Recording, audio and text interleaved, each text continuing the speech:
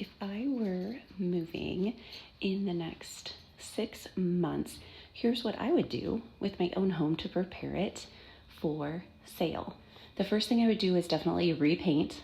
I love darker colors, but I do have primarily gray in my home and then a lot of the tricorn black.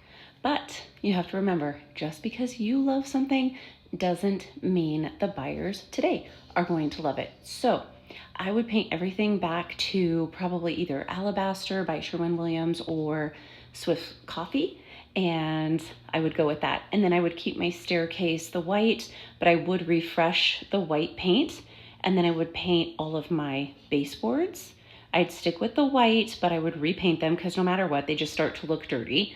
And then I would also do the trim around all of the doors.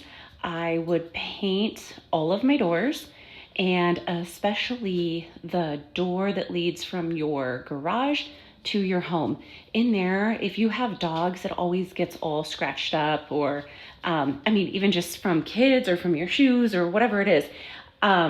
I always think everything looks best repainted. So I would repaint my door and the trim. I would start working on that first thing, no matter what. The second thing would be working on the landscaping. So maybe there's some things that you have put off, or even exterior paint. I would start repairing stucco, fascia boards. If your home faces the direction of the sun, those fascia boards can get really dry and start to look cracked and things like that. I'd have your roof inspected and fix any issues there, start cleaning the windows.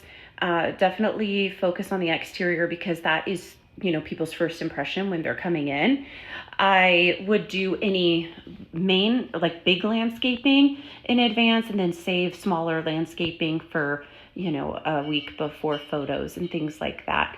So those are the items I would focus on if I were selling my home in the next 6 months. And also decluttering. You can start packing up clothing and things like that you haven't worn in a while and rent a storage unit and store it in there. Thanks, guys. Follow me for all things.